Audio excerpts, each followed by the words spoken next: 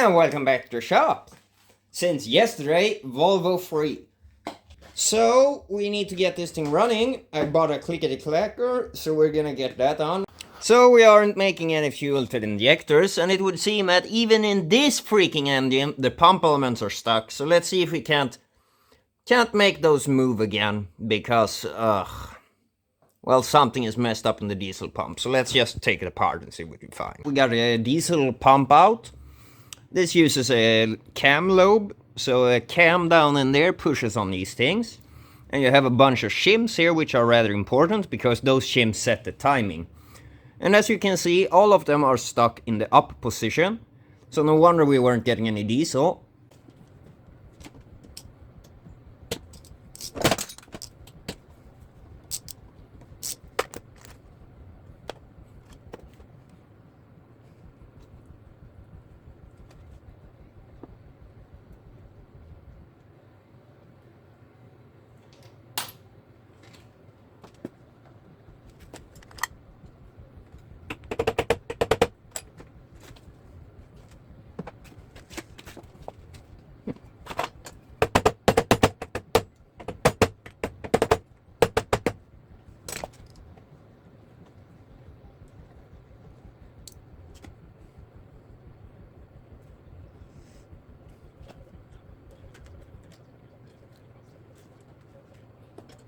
So we are now finally putting it back together. Now we basically only have the testing left to do. Everything is moving, and I'm pretty sure I assembled one thing wrong. But we're gonna find that out quite quickly. So I'll bring it right back over to the engine. So we got it almost assembled again. So these are the check valves here, and those were also stuck, but now we got them freed up, and we're gonna do that to the other ones before we assemble it.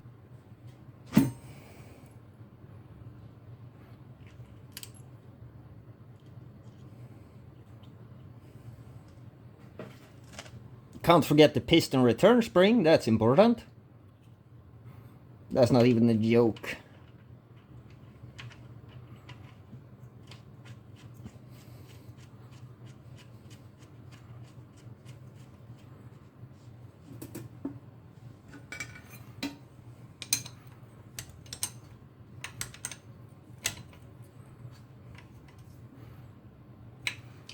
So there we go.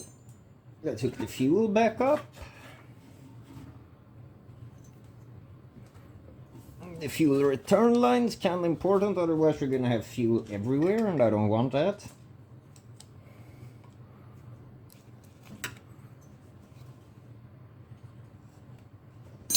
If this hose will even go on. I think that's close enough. Now we shouldn't have diesel leaking everywhere.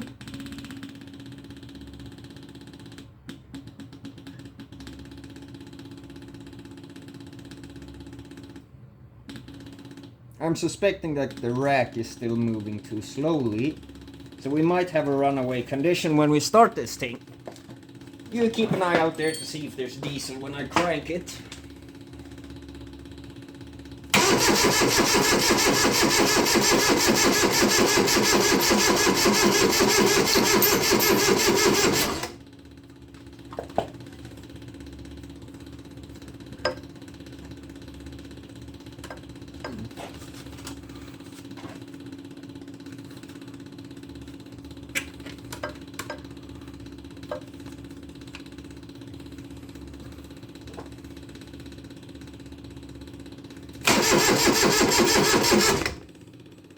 Oh, well, I guess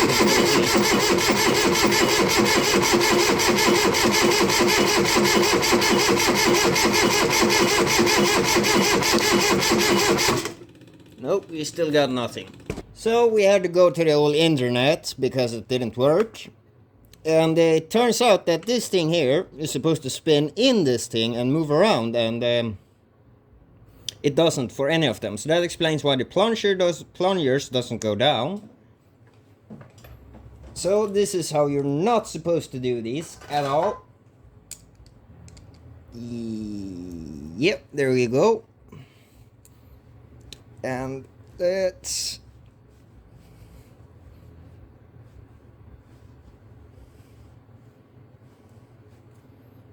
There we go. That's also supposed to move. So let's get some oil on that, and well, now it does move. Only needed to get it apart. Focus. Thank you. So now let's do that for all of them, and this should work a whole lot better.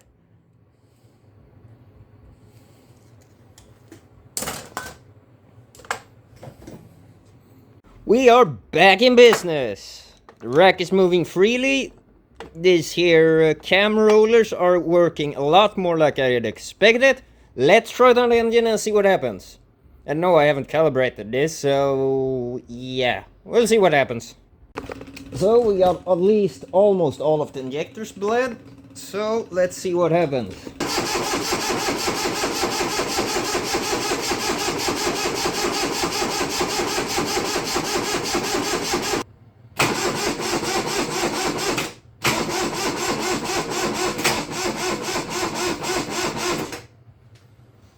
Well, it's starting to give some shoots, but we're gonna leave the battery charging for a while. So I realized my starter cables were complete junk, so we got some proper connections put up. We got a whole lot more cranking, and also have the glow plugs hooked up to a wire over here. So let's see what happens when we give it glow plugs and better cranking.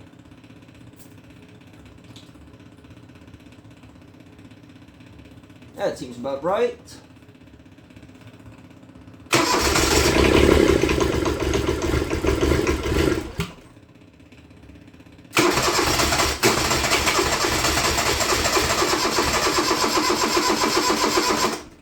More glow plugs.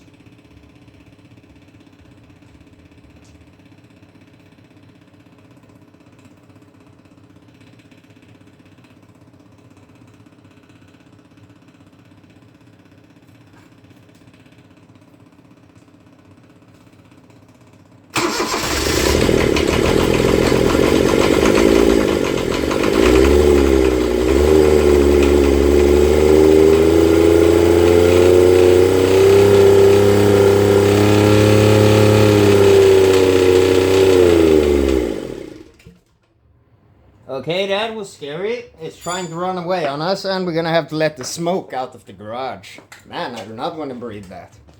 So, second try, and if it tries to do that again, we just cut the power to the click clacker. That worked.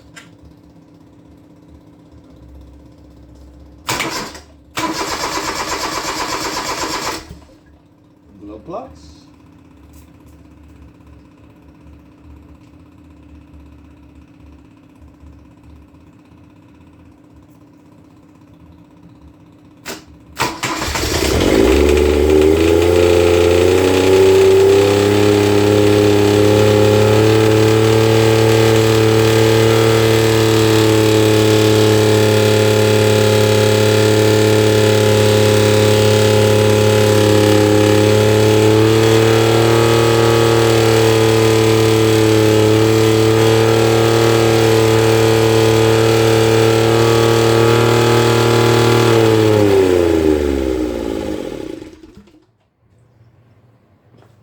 Yeah, we got no control of throttle.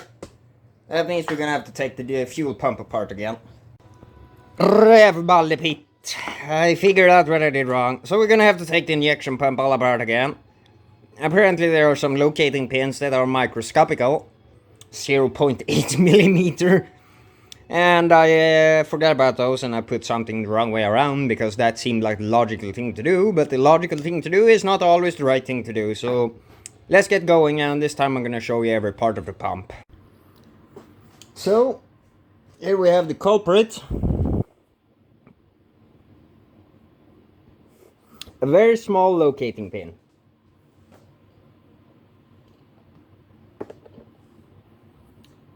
So, here we have all the parts.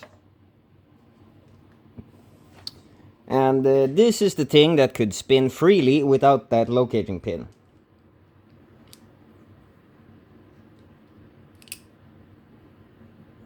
And it was incredibly easy. I didn't even notice they existed. But I did kind of notice that those things, how were they supposed to be in there? So on. So now we got that pin in. Let's not drop it again, because that's really easy to do. Here we have the pump element itself. And it is marked M20 and R for Rexel. Oh, there you see. And that was the locating pin that disappeared. I could hear it drop. There it is.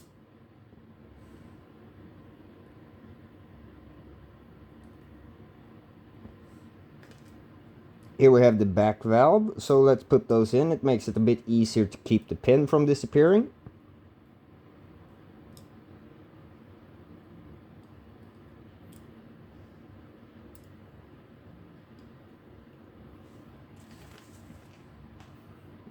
Don't forget the sealing washer and the spring.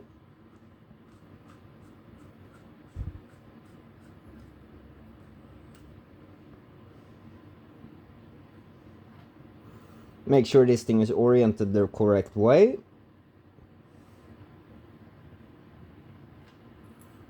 Then the rack goes on.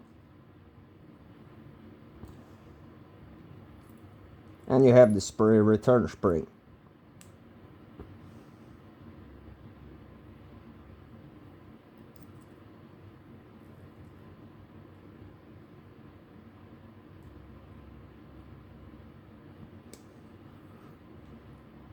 And this here assembly goes back into the pump. But first we gotta put this thing back. I can already tell I should have been way more careful with cleaning this.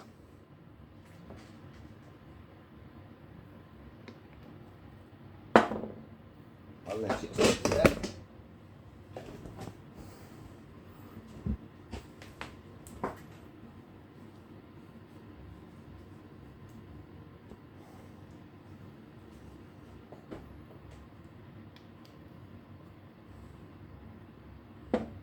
Then you have another pin.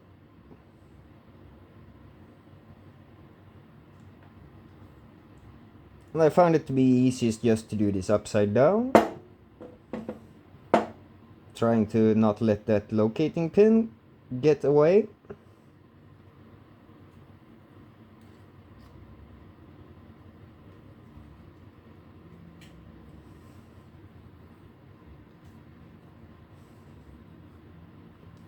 Then you have to twist the rack a bit and make sure it goes into the correct position.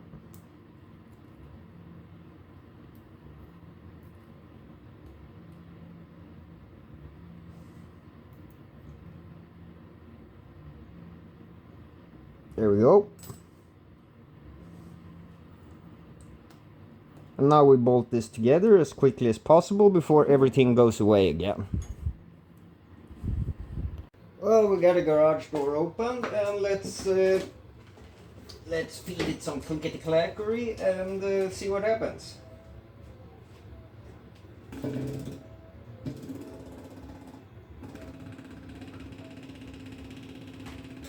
gonna be needing to do some cranking to get all the air out of the system anyways.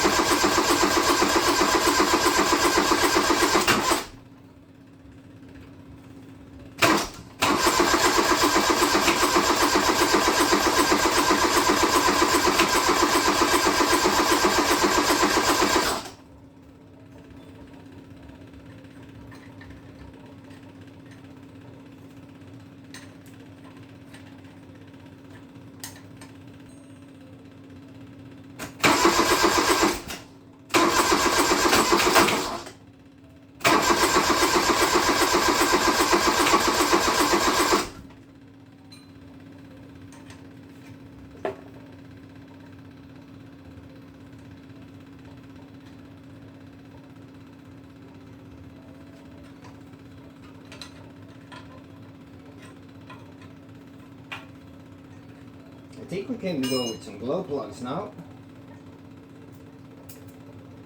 1, 2, 3, 4, 5, 6, and whatever, that's good enough.